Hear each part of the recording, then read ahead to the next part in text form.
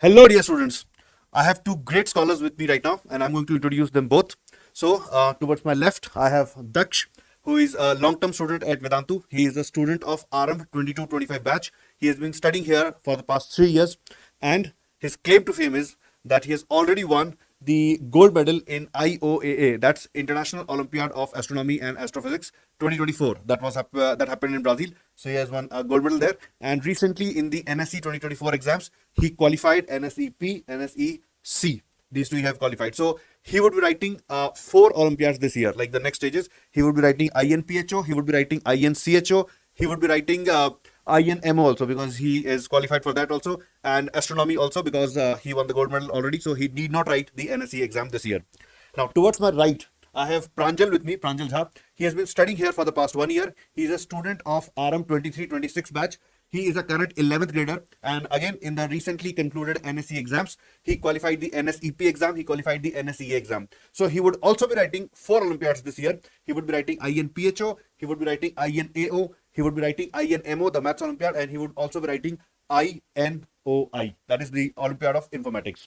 So what I'm going to do here right now, I'm going to give them a question, all right, based on their favorite subject. So Pranjal, which is your favorite subject? Physics. All right, so Pranjal's favorite subject is physics, and what about you, Daksh? What is your favorite subject? Maths. All right, so I'm going to give them a question. To Pranjal, I'm going to give a JEE Advanced previous year question that you can see on the screen here. So he has not seen this question yet, and I'm going to ask him to solve this question right away in front of you so that you can see how toppers approach a question, how they build their approach, and how they solve the question. And the same thing we are going to do with Daksh also. So I've prepared a question on maths also, and we are going to give that to Daksh once Pranjal solves this question. So Pranjal, over to you.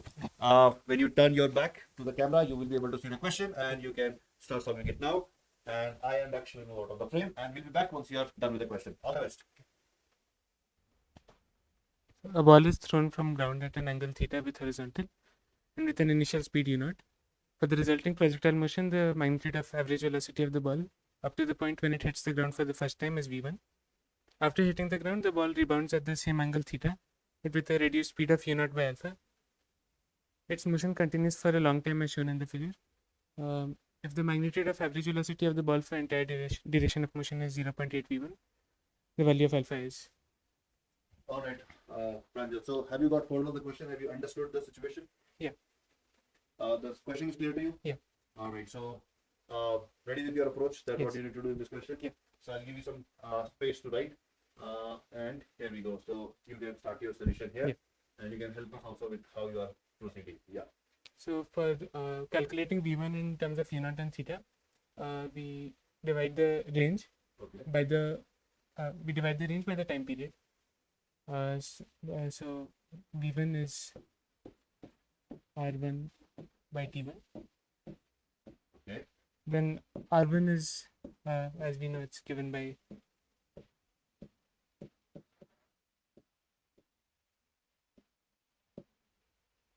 and t1 is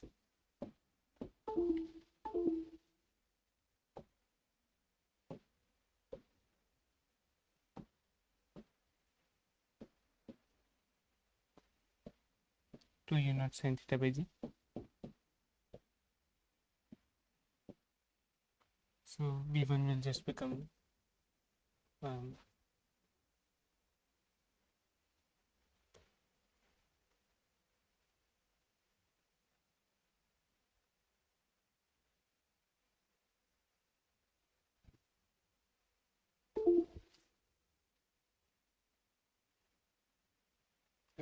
so range is u0 square sin 2 theta by g.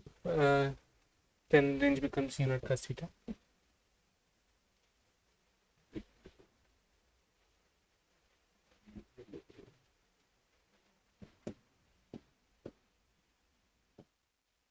So this is the average velocity v1. Now for the whole duration of motion, we can see that range will be total range. Let's call it R total. This will be given by sigma u0 squared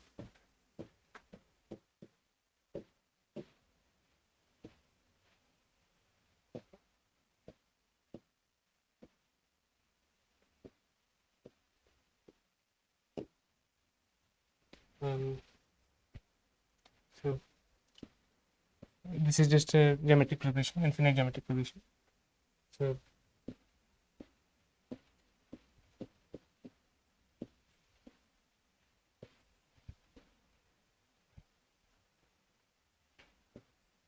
this will be the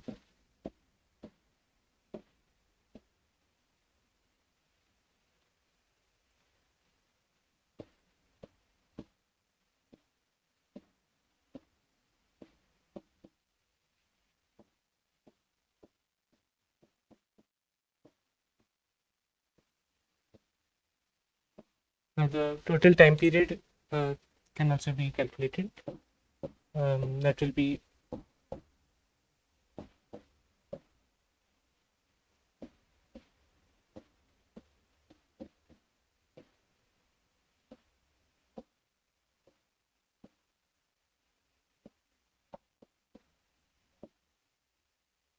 so this is again a geometric progression.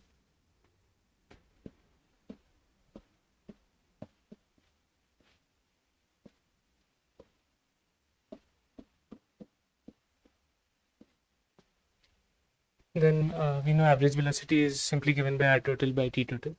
So 0.8 v1, which is the total, which is the average velocity over the whole duration.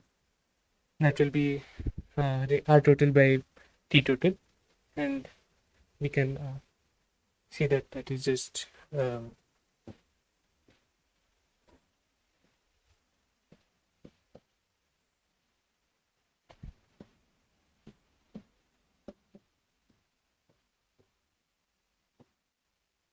so this becomes alpha.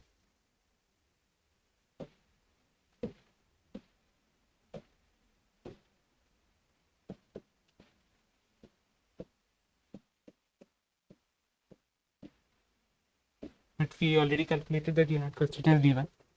So this is alpha by alpha plus 1 v1. So we have 0.8 is equal to alpha by alpha plus 1. And this is just 4 by 5. So alpha is equal to 4.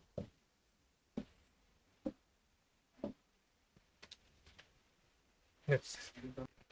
All right, Pranjal. I believe alpha equal to 4 is the right answer. So well done on that. And thanks for solving this question for us. Now I think it's time to call Daksh. And his favorite subject was maths. So I'm going to give him a problem from maths. Thank you, Pranjal. I'll call Daksh now. Thanks. Thank you so much. Daksh, you're up. So Daksh, I'm going to give you the problem now. And all the best. Here we go. So this is a question from JEE Advanced 2022. All right, and all the best. Yeah. Ready. So.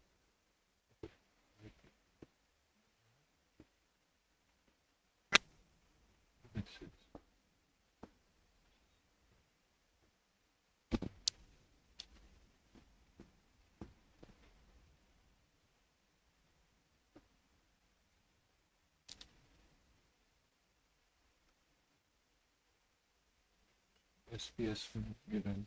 Okay. So we know that angle.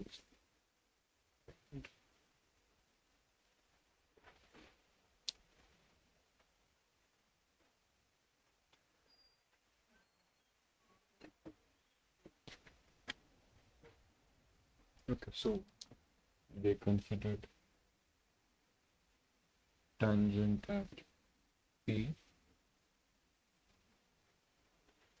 Okay, so if this is alpha, then since S1P minus SP is a constant, so we can say that this will be like an angle bisector.